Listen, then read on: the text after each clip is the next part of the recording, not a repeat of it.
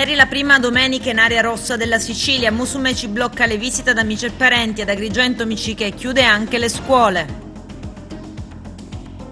La salma del giudice Livatino, contesa tra la sua città natale e la Curia, che la vorrebbe traslare in cattedrale ad Agrigento. Il cardinale Montenegro scrive al sindaco di Ventura. Crisi di governo dopo lo strappo con Italia Viva. Oggi Conte affronta Montecitorio, il primo voto di fiducia. Amministrative a Porto Empedocle, indiscrezioni sui candidati. Basket, la Fortitudo batte la big della Serie B. I biancazzurri conquistano la vetta seppur condivisa.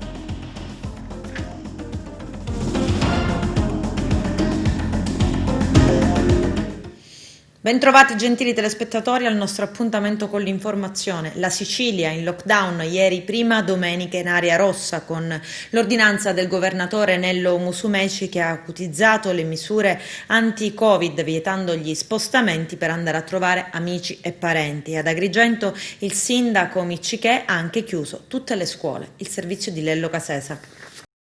La prima giornata di zona rossa ad Agrigento sembra silenziosa e deserta. La città si è svegliata in una mattinata calda e solare e nelle ore pomeridiane si è rivelata poi fredda e piovosa. Le strade del centro sono silenziose, pochissime le auto che circolano mentre molti preferiscono la corsetta, la passeggiata ed altri ancora la bici. In giro pochissime persone, quasi tutte sono in tute, scarpe da ginnastica, alcune col cane al guinzaglio. Una situazione davvero strana in un momento di grande preoccupazione. Sono quasi 200 i positivi in città, un numero altissimo, mai è stato così alto nella nostra città. 8 dei quali sono ricoverati in ospedale, 2 in hotel Covid e 190 sono invece in trattamento domiciliare. In ogni caso bisogna mantenere alta la guardia. Non si comprendono bene le differenze della zona rossa con divieti di mobilità imposti dal decreto Musumeci, ancora più restrittivo di quello nazionale, che si scontrano per alcuni versi con il DPCM targato Conte, che consente misure più flessibili, tipo andare nelle seconde case, far visita ai defunti ed altro ancora. Il territorio è presidiato dalle forze dell'ordine, schierate agli incroci delle strade principali. In Sicilia, in aggiunta alle forze dell'ordine, la presenza dei giovani militari dell'esercito che effettuano controlli sulle poche auto di passaggio da Piazza Marconi. Il sindaco Miccichè ha effettuato un blitz a Porta di Ponte dopo aver chiesto maggiori controlli agli uomini della polizia municipale, con Franco Miccichè il comandante di Giovanni e numerose pattuglie che hanno eseguito controlli a tappeto. Anche questa volta il sindaco ha invitato la popolazione agrigentina alla massima cautela, a rimanere a casa il più possibile ed a rispettare le solite puntuali prescrizioni. L'appello è il buonsenso, naturalmente la risposta forse limitata rispetto a come ci aspettavamo è dovuta anche al fatto che, vista l'ordinanza che io ho emesso per la chiusura delle scuole queste 2 settimane, naturalmente lo screening si fa diradando e la gente magari sta approfittando con tempi più lenti, poter comunque accedere al tampone rapido. Domani ci sarà un tavolo tecnico convocato signor Questore per chiedere alcuni punti di ordinanza del Presidente Musumeci che in alcune parti contrasta con il DPCM del 14 gennaio per focalizzare alcuni aspetti che vanno ulteriormente approfonditi. Cosa si può fare? L'ordinanza di Musumeci, che è più restrittiva del DPCM, prevede espressamente che si possa andare in farmacia, nelle parafarmacie e dai tabaccai, poi rinvia a delle attività con il codice Ateco 56.3 e 47.25. Ne approfitto per specificare che le attività con codice Ateco 56.3 sono i bar senza cucina, invece le attività con il codice Ateco 47.25 sono le attività di vendita al dettaglio di bevande. Poi l'ordinanza ministeriale rinvia all'allegato 24 DPCM del 14 gennaio, che sono le attività inerenti ai servizi alle persone. Tali sono le lavanderie, le onoranze funebri e poi ci sono anche le edicole e un'altra attività che per il momento non mi sovviene. Le sanzioni cosa prevedono? Le sanzioni prevedono, per quanto riguarda i locali, anche la chiusura delle attività per i 5 giorni e più una sanzione amministrativa da 400 euro a salire. I poliziotti della squadra volanti di Agrigento, capitanati da Francesco Sammartino, hanno arrestato e trasferito nel carcere di Trapani un giovane immigrato del Gambia di 20 anni, solito a commettere reati. L'africano nel recente passato si è distinto ad Agrigento per spaccio di stupefacenti, danneggiamento e furto in 2 locali in via Pirandello, aggressione e resistenza a 2 poliziotti. Dopo la denuncia è stato sottoposto alla misura cautelare del divieto di dimora ad Agrigento. Nonostante ciò è rientrato ad Agrigento e ha rapinato 400 euro a un suo connazionale che lo ha denunciato riconoscendolo in fotografia. Il gambiano è stato pertanto rintracciato a Porta di Ponte, arrestato e recluso a Trapani per aggravamento della misura cautelare. Le reliquie del beato Rosario Livatino sono al centro di una contesa. Ad intervenire è stato anche l'arcivescovo e cardinale Don Franco Montenegro, che ha inviato una lunga missiva al sindaco di Canicattì Ettore Di Ventura, spiegando tutte le ragioni della traslazione del giudice ragazzino dalla città natale alla Basilica Cattedrale, riconosciuta come la chiesa madre della diocesi. Il servizio è di Eugenio Cairone.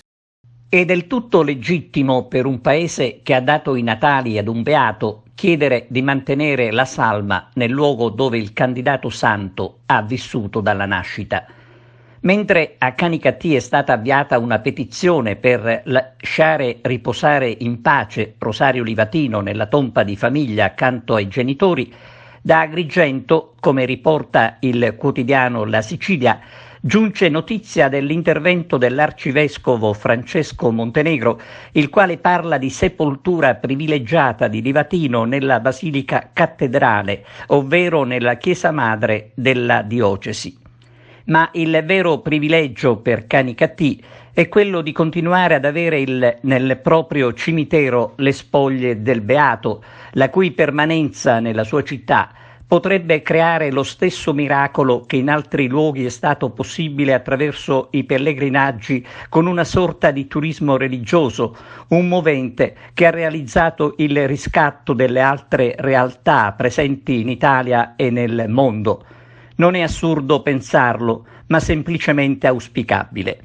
Perché allora non lasciare che anche Canicattì possa diventare un altro centro di grande richiamo per i credenti? C'è da dire che proprio a Canicattì si trova la tomba del venerabile padre Gioacchino Lalomia, verso il quale esiste una devozione straordinaria che segna un via vai di fedeli dalla cappella dove è sepolto, nel santuario dove si trovano la sua cella e le sue reliquie, che rappresentano una piccola San Giovanni Rotondo. La cattedrale di Agrigento, dice l'arcivescovo Montenegro, simboleggia l'unità della diocesi, ma da Canicattì nessuno, a cominciare dal sindaco Ettore Di Ventura, intende privarsi delle reliquie del beato Livatino. Anche il Consiglio Comunale si è dichiarato contrario al trasferimento delle spoglie ad altra sede, malgrado l'altra sede si chiami Basilica Cattedrale, ma è ad Agrigento, un sito che la gente di Canicattì non accetta, nonostante le parole dell'arcivescovo, e non sembra per niente il caso di entrare in conflitto. La Procura di Enna ha avviato un'inchiesta a carico di un parroco a seguito di un esposto e alcune segnalazioni da parte di adolescenti che hanno denunciato presunti abusi sessuali da parte di un sacerdote. Sulla vicenda sono in corso indagini da parte degli investigatori della squadra mobile che avrebbero già raccolto alcune testimonianze. Il parroco e anche insegnante di religione avrebbe abusato dei ragazzi, quasi tutti minorenni, impiegati nelle attività dell'oratorio.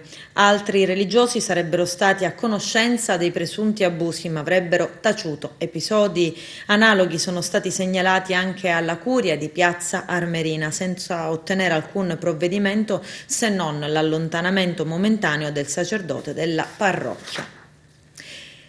Adesso siamo alla politica, crisi di governo, oggi il primo voto di fiducia su Conte, la lenta operazione per ricostruire una maggioranza. La crisi del governo giallorosso arriva in Parlamento 5 giorni dopo lo strappo di Matteo Renzi in diretta TV e più di un mese dopo le prime minacce di Italia Viva. Il Presidente del Consiglio Giuseppe Conte affronta l'aula di Montecitorio. Il nostro direttore Arturo Cantella. Quale sarà il futuro del governo Conti? Sono in tanti a chiederselo. 2 giorni di fuoco attendono il premier Giuseppe Conti, che dovrà per forza affrontare la prova delle Camere per cercare di venire fuori dal pantano della crisi di governo. Il weekend ha visto il fermento dei partiti di maggioranza e di opposizione, fra chi cerca di capire cosa farà per la questione della fiducia e chi invece attende di conoscere da che parte tirerà il vento. Oggi incontro alla Camera, dove presenterà la sua relazione ai parlamentari e ottenere la fiducia dopo che Renzi ha ritirato la sua rappresentanza al governo dei 2 ministri e del sottosegretario. Ma la partita più ardua e difficile sarà al Senato, dove domani Conte dovrà cercarsi una nuova maggioranza e altri senatori che lo appoggeranno, anche se Renzi ha fatto sapere che si asterrà. Insomma, è un percorso tortuoso e difficile per il premier Conti al Senato, in quanto se non troverà la maggioranza sarà costretto a rassegnare le dimissioni al Presidente della Repubblica Mattarella. Intanto sul dibattito interviene l'agrigentino onorevole Michele Sodano, che afferma il suo incondizionato appoggio al premier Conte. La figura di Giuseppe Conte non è in discussione per il ruolo di primo ministro, questa è una certezza. Conte è la persona più adatta a governare l'Italia in questo momento, ha fatto riacquisire al nostro paese credibilità agli occhi dei maggiori leader europei, prova ne è che oggi siamo il primo paese per numero di vaccinazioni in Europa e che riceveremo la cifra record di 209 miliardi di euro con il Recovery Fund, dei soldi fondamentali per ricostruire la nostra nazione in profonda sofferenza. Per questi motivi è importante che questa crisi di governo venga risolta nel minor tempo possibile. Lunedì Conte verrà a Montecitorio a riferire, a farci capire come uscire da questo stallo, da questa crisi di governo voluta in maniera totalmente irresponsabile da Matteo Renzi. Oggi è il momento di lavorare, non ci sono solo i 209 miliardi di euro da spendere, non c'è una campagna vaccinale, ma per esempio ieri in Consiglio dei Ministri è stato votato un ulteriore scostamento di bilancio di 32 miliardi di euro, sono soldi che vanno alle nostre partite IVA, che vanno alle nostre imprese, alle nostre famiglie. Questo è il momento di mostrare responsabilità e per questo noi del Movimento 5 Stelle convintamente diciamo avanti con Conte. Ancora politica verso le amministrative di Porto Empedocle. Il Movimento Primavera presenterà un proprio candidato. Il nostro direttore Arturo Cantella traccia un quadro anche degli altri aspiranti in corsa per la fascia tricolore. Vediamo. Tra i comuni dove in primavera si andrà a votare c'è anche quello di Porto Empedocle. Al momento sono tante le ipotesi di chi andrà a candidarsi alla poltrona di primo cittadino. Oggi arriva la nota del Movimento Primavera Empedoclina, che per mezzo del coordinatore cittadino Luigi Gino Grillo interviene nel dibattito politico verso le elezioni comunali di Porto Empedocle. Il nostro movimento, afferma Gino Grillo, ha deciso di essere presente alle prossime elezioni amministrative a Porto Empedocle con un proprio candidato. Aggiungiamo noi che potrebbe essere Pasquale Amel. La necessità di dare al nostro Paese, continua Gino Grillo, una guida capace di interrompere il declino sociale ed economico che nostro malgrado interessa la città, ci porta ad assumere direttamente l'iniziativa politica. Vogliamo portare avanti un programma di rilancio che faccia leva sulle nostre risorse e sulla possibilità di attingere da fonti esterni con progetti seri e credibili. Contiamo, continua Gino Grillo, di costruire un gruppo di persone che con la loro capacità e professionalità ci aiutano a far rinascere Porto Empedocle per garantire un futuro ai nostri figli. L'attuale sindaco Ida Carmino riproporrà ovviamente la sua candidatura. Dopo 5 anni di mandato i cittadini della città marinara giudicheranno il suo lavoro, se ha fatto bene o no, con il voto. Ricordiamo che Ida Carmina fu eletta 5 anni fa con un plebiscito raccogliendo circa 6.400 voti al primo turno, con una percentuale del 71,31%, ottenendo 2 seggi al Consiglio Comunale e successivamente eletta al ballottaggio con Orazio Guarraci. Tra gli altri papabili che hanno già manifestato ai media la sua candidatura c'è l'attuale direttore dell'Ispettorato del Lavoro, politico di grande esperienza, e l'ingegnere Salvo Iacono, che forte della conoscenza del territorio empedoclino, con una forte coalizione di centrodestra proverà a essere eletto L'ingegnere Iacono è vicino alle posizioni politiche dell'attuale vicepresidente dell'ARS, onorevole Roberto Di Mauro, che proverà a vincere le elezioni anche nella città di Camilleri, dopo la schiacciante vittoria ottenuta da Agrigento col dottore Miccichè. Tra gli altri si fanno i nomi dell'ex sindaco Orazio Guarraci, che alle scorse elezioni ottenne il secondo posto con il 29% dei consensi, supportato da una coalizione di civiche dove faceva parte anche il PD e Sicilia Futura, supportato anche dall'avvocato Aiello, che forte anche di un gruppo social, Io Resto a Porto Empedocle, viene affiancato dall'ex sindacalista Maurizio Saia, esprimono quotidianamente il loro dissenso verso l'attuale amministrazione comunale, chiedendone le loro dimissioni. Poi c'è anche il nome del commercialista Calogero Martello, precedente consigliere provinciale, che si propone come primo cittadino. Calogero Martello, già precedentemente alle scorse elezioni, era sceso in campo supportato da 4 liste, tra cui l'UDC, Porto Empedocle nel cuore, il Partito Socialista e Progetto Comune, ottenendo circa il 20%, arrivando al terzo posto. Al momento non si escludono altri possibili soggetti che vorranno misurarsi nella nuova competizione elettorale. Aree e fabbricati di proprietà delle ferrovie da rivalutare e far fruttare a beneficio della collettività. Adesso sarà possibile, questo grazie ad un protocollo d'intesa firmato dal Comune di Licata e il gruppo di Ferrovie Italiane. Il documento è stato firmato alla presenza del Vice Ministro delle Infrastrutture e dei Trasporti Giancarlo Cancelleri. Vediamo. Ministro Cancellieri, lei ha appena definito questa come una giornata storica, un progetto che viene attuato per la prima volta in Italia ed è un grande vanto per tutti gli attori. È la prima volta perché FS Sistemi Urbani, che solitamente delle sue aree di proprietà poi le ha ristrutturate e le ha vendute a privati senza che il comune nella quale insistesse quell'area fosse in qualche modo interrogato o coinvolto. Stavolta invece ha ritenuto, attraverso ovviamente una proposta che per il tramite del Ministero, ma è una proposta che proveniva dal comune, abbiamo fatto come dire squadra. Abbiamo avviato un'interlocuzione con FS Sistemi Urbani e li abbiamo convinti che invece c'era la possibilità di una partnership con il Comune. Quindi oggi si firma un protocollo d'intesa che dice cosa? Degli 80.000 metri quadrati che insistono nella città di Licata, soltanto 17.000 verranno utilizzati da FS per ristrutturazioni e quindi ulteriori vendite a privati. I rimanenti, circa poco più di 60.000 metri quadrati, invece andranno nella disponibilità del Comune, che potrà attingere ad un fondo ministeriale che riguarda la qualità dell'abitare. E a cosa serve questo fondo? Serve a fare rigenerazione urbana, serve a mettere appunto al centro tutte quelle zone che insistono attorno a quell'area e portare dei servizi, portare l'urbanizzazione, portare la modernità, la civiltà, forse sarebbe meglio dire portare la normalità, perché in tanti angoli delle nostre città purtroppo a volte manca davvero anche la normalità.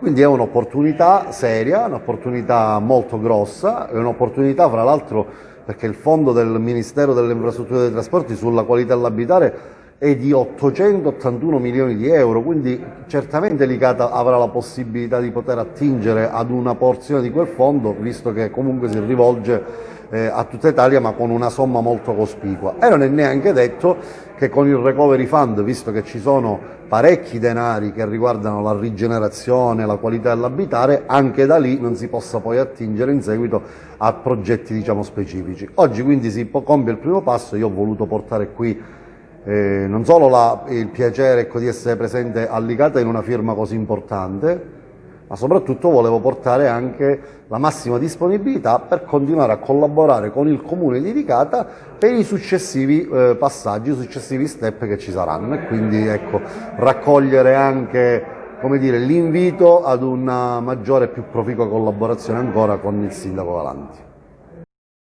Il presidente del FAI Sicilia, Giuseppe Taibbi, traccia un bilancio dell'anno appena trascorso e lancia nuove sfide a favore del territorio, auspicando una più forte collaborazione tra pubblico e privato. Vediamo. Il delegato regionale FAI, avvocato Giuseppe Taibbi, fa un bilancio della sua attività sociale nello scorso anno. Il suo ricordo verso Giulia Maria Crespi, fondatrice del FAI, Fondo Ambiente Italiano, scomparsa lo scorso anno. L'avvocato Taibbi ricorda altresì le sue battaglie per l'ambiente e la legalità, tracciando anche un ricordo dello scrittore racalmutese Leonardo Sciascia nei suoi 100 anni dalla nascita. Intanto il 2020 è stato certamente un anno difficile, però noi abbiamo utilizzato, come dire, per fare resilienza, in particolare a livello siciliano ci siamo occupati di rafforzare tutte le delegazioni, i gruppi FAI e i gruppi giovani, e quindi adesso siamo presenti in tutto il territorio siciliano e questo sicuramente è un grande obiettivo. Ma poi siamo scesi anche in piazza con le giornate FAI di giugno, chiamate giornate FAI all'aperto. Era importante per creare nuovamente speranza attorno alla bellezza, al patrimonio storico, artistico e paesaggistico, e insieme poi siamo andati per 2 fine settimana di nuovo in piazza per le giornate FAI d'autunno, guidati appunto dai giovani del FAI. Voglio anche ricordare una bella iniziativa che abbiamo fatto, guarda caso, nel giorno in cui purtroppo è scomparsa la nostra presidente, la Giulia Maria Crespi. Abbiamo fatto un'iniziativa di presentazione di un libro di Alberto Saibene, con la presenza appunto di Saibene, Il paese più bello del mondo, dedicato appunto ai 45 anni di vita, alla storia un po' del FAI. Quindi diciamo che siamo soddisfatti dell'attività svolta nonostante questo momento di difficoltà. Poi anche la bellissima iniziativa I luoghi del cuore del FAI, nella quale la Sicilia ha avuto dei grandi risultati. Assolutamente, la 10ª edizione dei Luoghi del Cuore probabilmente raggiungerà il massimo numero di voti, però la seconda regione in Italia dopo appunto la Lombardia è stata proprio la Sicilia. Ha ottenuto tantissimi voti sui luoghi e anche in generale sui luoghi votati in generale, e quindi siamo abbastanza soddisfatti del risultato ottenuto. Adesso ci prepariamo però a quelli che sono, come dire, i progetti, perché nel 2021 premieremo questi progetti. Come sapete ci sono a disposizione 500.000 euro da parte di Banca Intesa, che è partner del FAI, quindi cominciamo a preparare questi progetti per i luoghi che hanno ottenuto 2000 voti. Presidente, lei oltre ad essere Presidente regionale del FAI è anche capo delegazione interim di Agrigento, e quest'anno, l'anno scorso, nel 2020, la delegazione ha compiuto 20 anni. Sì, è vero, sicuramente tante sarebbero le cose da ricordare, però voglio ricordare prima di me il professore Melisenda Gianbertoni, già rettore dell'università, per 10 anni ha guidato questa delegazione, e tante sono state le cose fatte. Voglio in questo momento ricordare per esempio poi l'apertura della Colimbetra e quindi anche l'acquisto delle case Montana, ma mi piace ricordare il lavoro fatto per la riapertura dell'ex carcere di San Vito per 3 anni consecutivamente. Mi piace ricordare ancora il lavoro che è stato fatto, bellissimo, per quanto riguarda i premi del paesaggio, il premio del paesaggio che è andato alla Valle dei Templi e che poi è andato al Consiglio d'Europa, e poi ancora il premio che è stato dato alla Scala dei Turchi. Il progetto era liberare la bellezza e il premio era anche lotta all'abusivismo, quindi uno dei luoghi vittima dell'abusivismo oggi diventa luogo di lotta all'abusivismo con l'abbattimento di 2 immobili. Quindi ecco, siamo pronti con una delegazione così anche rinnovata, siamo pronti a ripartire per i prossimi 20 anni. Presidente, Modica con i 2 luoghi tra i primi 10 posti nel censimento dei luoghi del cuore, ma anche quest'anno Trapani candidata a capitale della cultura, quindi tanti progetti per una Sicilia che vuole rinascere. Assolutamente sì, sicuramente è bello questo risultato di vedere 2 luoghi di Modica in provincia di Ragusa tra i primi 10. C'è stato molto movimento attorno ai luoghi del cuore, c'è tanta attesa, per questo invitiamo tanti a iscriversi anche al FAI. Ecco, dopo Agrigento, capitale italiana, candidata a capitale italiana della cultura, adesso Trapani, a cui auguriamo appunto migliore fortuna.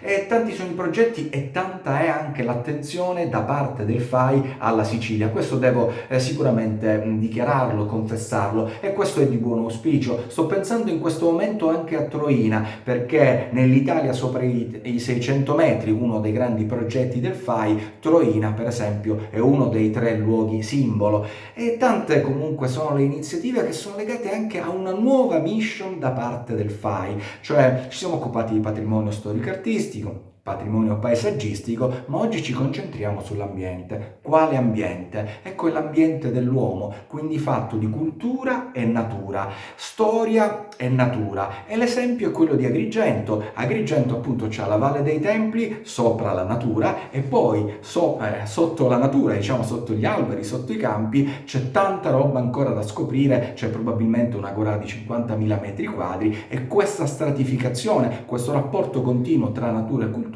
è quello che il FAI vuole difendere e vuole valorizzare. Avvocato, per chiudere la nostra intervista, quest'anno ricorrono 100 anni dalla nascita di Leonardo Sciascia. La Strada degli Scrittori ha organizzato una bellissima iniziativa e lei è stato testimonial. Qual è il suo personale ricordo di Leonardo Sciascia? Tanti sono i ricordi di Leonardo Sciascia che ho avuto la fortuna di conoscere anche personalmente grazie a mia madre. In particolare nei momenti difficili io vado a cercare proprio i libri di Sciascia, in questo momento il Consiglio d'Egitto, per capire meglio quello che sta accadendo.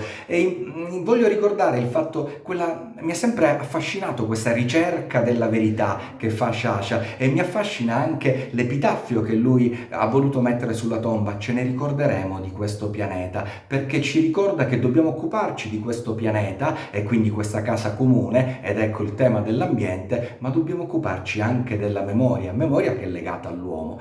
E diciamo anche importante il tema delle idee, cioè quello che diceva Sciascia è la Sicilia non ha mai creduto nelle idee e questo è stato il vero problema. Ecco, oggi di fronte a un mondo nuovo dobbiamo assolutamente credere nelle idee, partendo dalle idee dei giovani, proprio quei giovani che abbiamo fatto studiare fuori in Italia e all'estero, in Alta Italia e all'estero, che oggi devono contribuire con tante nuove idee, ci devono dare una mano, ma se possono anche tornare qui per sbracciarsi le maniche, diciamo, insieme a noi e cercare di riportare avanti questa regione.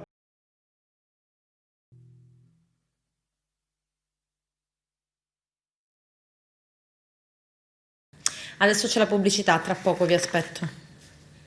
Entro la fine di febbraio saranno pronte le motivazioni per sostenere la netta contrarietà della Regione all'inserimento di 4 aree della Sicilia nella mappa nazionale dei siti di possibile stoccaggio di scorie radioattive. Si è insediato il tavolo di lavoro che elaborerà le osservazioni. Attorno al tavolo siedono 4 docenti delle università dell'isola, i sindaci di Trapani, Butera, Petralia Sottana e Castellanasicula, il commissario straordinario di Calatafimi Segeste, il presidente della Commissione Ambiente dell'Assemblea regionale Giussi Savarino. A presiedere la tavolata è l'assessore regionale al territorio e ambiente Totò Cordaro ed è coordinata da Aurelio Angelini, presidente della commissione tecnico-scientifica di verifica dell'impatto ambientale. E intanto anche il Consiglio Comunale di Petralia vota no al deposito di rifiuti radioattivi. Vediamo. Il Consiglio Comunale di Petralia Soprana ha detto no al deposito di scorie nucleari nelle Madonie. Il consesso, convocato in videoconferenza dal presidente Leo Agnello, ha approvato all'unanimità il documento unico, condiviso da tutti i comuni del territorio, con il quale si chiede al governo nazionale di eliminare dalla Carta Nazionale delle aree potenzialmente idonee il sito di Vicaretto, compreso nel territorio dei comuni di Castellanasicula e di Petralia Sottana. Tra le motivazioni, il fatto che quest'area viene classificata come area C, ovvero area in zona sismica 2, che, nella scala di valori predisposta per identificare le aree idonee, risulta essere quella a maggior rischio e quindi rientra nella fascia di quelle meno indicate ad ospitare il deposito nazionale. Ed anche che l'area di Vicaretto risulta collocata a pochi chilometri, meno di 17, dal Parco regionale delle Madonie e negli ultimi anni ha visto nascere e svilupparsi nuove imprese agricole che hanno orientato la loro produzione al biologico. Il documento approvato dal gruppo consiliare Continuare insieme e Noi con voi sarà inviato dal Presidente del Consiglio agli organi di governo regionali e nazionali e dalle deputazioni regionali e nazionali elette nei collegi nei quali rientra l'area ritenuta idonea. Il Consiglio Comunale ha quindi dato mandato al Sindaco di raccordarsi con le strutture tecniche della Sosvima SPA e del Galisk Madonie per predisporre le osservazioni da inviare alla Sogin, società che si occupa dello smaltimento dei rifiuti delle vecchie centrali nucleari, entro i 60 giorni dall'avvio della consultazione pubblica e quindi entro il 6 marzo prossimo, e di dare vita al coordinamento che avrà il compito di programmare e coordinare ogni azione che sarà ritenuta necessaria ed utile per scongiurare questa scelta incomprensibile. Non è pensabile, scritto nel documento, azzerare con una pianificazione nazionale e senza che vi sia stato alcun confronto con le istituzioni e le comunità locali decenni di impegno e di duro lavoro sul fronte della sostenibilità ambientale e della coesione sociale che hanno proiettato le Madonie nel panorama nazionale ed internazionale. Non è pensabile cancellare le valenze ambientali stratificatesi e custodite attivamente in secoli di storia, né tantomeno il valore di un brand, Madonie, che, come rappresentato nelle premesse, nel 2005 è stato stimato in oltre 2 miliardi di euro e si è collocato quarto a livello nazionale e che in questi anni è ulteriormente cresciuto.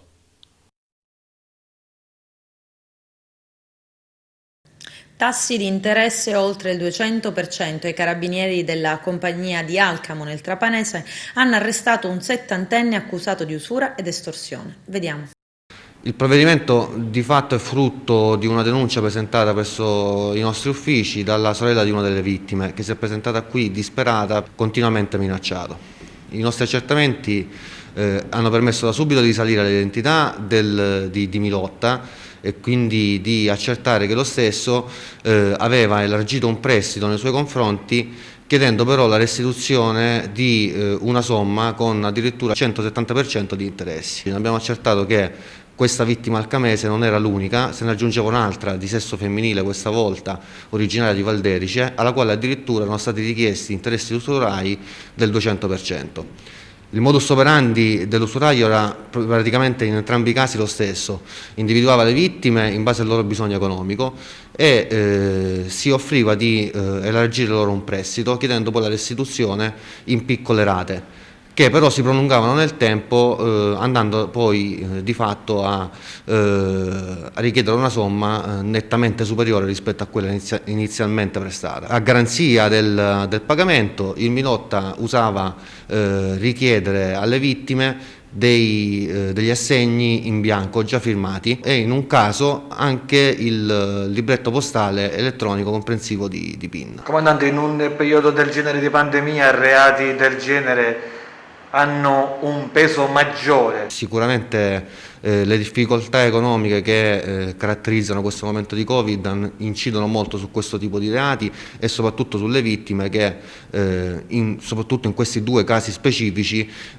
hanno trovato appunto un riferimento in questo usuraio, che poi ha approfittato del loro stato di bisogno. Il suggerimento è quello di trovare in voi, per come lo è sempre stato, un baluardo sicuro, quindi denunciare e non avere paura. È ovvio che bisogna per forza di cose fare riferimento a noi forze dell'ordine, anche perché il Milotta non si fermava soltanto a chiedere interessi usurai, ma anche addirittura a minacciare e percuotere le vittime. Questo è il motivo per cui gli viene contestata anche l'estorsione. Pandemia e la vostra presenza che diventa maggiormente fondamentale. Il nostro impegno è quotidiano per quanto riguarda i servizi connessi alla prevenzione e repressione di tutte le normative inerenti al Covid. Il nostro invito ovviamente è quello di attenersi sempre e comunque alle normative, anche perché è necessario un impegno da parte di tutti. Ecco. Giocattoli illegali, maxi sequestro della Guardia di Finanza a Messina e Milazzo. I dettagli nel servizio. Oggi si prosegue dopo la prima puntata di venerdì scorso con tutto un ambito di risanamento della zona sud. Sono state contattate circa 3.000 persone per essere invitate a sottoporsi al tampone rapido su base volontaria. La risposta della cittadinanza già da stamattina è stata buona. Tutta la mattinata proseguiranno le operazioni, le attività con i volontari della protezione civile e soprattutto con i medici del progetto appunto che consente di fare screening a tappeto su tutto il territorio, e quindi questo è un segnale importante di attenzione soprattutto verso una categoria appunto quella magari che si trova in condizioni abitative disagiate, che merita le attenzioni della città. È l'occasione effettivamente di questa domanda per poter lanciare un appello e sensibilizzare i cittadini all'importanza della sottoposizione allo screening. Lo screening, dico, non è soltanto limitato al Covid, da tanti anni si fa prevenzione in questo senso e quindi è per questo motivo che è importante dare la propria disponibilità, e l'appello in particolare lo voglio lanciare vista l'imminente prossima riapertura delle scuole, probabilmente ormai dopo la fine dell'ordinanza della vigenza dell'ordinanza di zona rossa, proprio alla popolazione scolastica, perché effettivamente poter fare un monitoraggio adeguato delle famiglie e degli studenti, così come del personale docente e tecnico amministrativo prima della ripresa delle attività didattiche scolastiche, è un aspetto importantissimo per consentire di provare a riprendere le attività in sicurezza in un momento in cui ancora il contagio e la curva epidemiologica non accenna a scendere. Quindi è fondamentale, effettivamente i fronti peraltro sono più di uno, perché c'è quello del gasometro che è dedicato oltre che alla popolazione tutta col servizio di prenotazione ai soggetti che rientrano da fuori regione, questo sui soggetti degli ambiti di risanamento e poi quello sulla popolazione scolastica che, devo dire, già da qualche giorno il commissario per l'emergenza, la dottoressa Furnari, ha avviato con una lettera rivolta ai sindaci di tutta la provincia di Messina. I sindaci stanno rispondendo entusiasticamente, raccordandosi con i dirigenti scolastici e fornendo gli elenchi dei cittadini che intendono sottoporsi allo screening sulla popolazione scolastica, e quindi è evidente che questi sono sforzi importanti che sono convinto che daranno dei frutti, soprattutto rispetto al contenimento del contagio. La Fortitudo Agrigento, ospite di Bernareggio, è riuscita a vincere, ha battuto la Big della Serie B con il punteggio di 78-94, così i biancazzurri conquistano la loro terza personale vittoria di fila, 6 punti che le regalano la vetta, seppur condivisa. Con questo è tutto, termina qui l'edizione del telegiornale, grazie per la gentile attenzione e per essere stati con noi, a presto.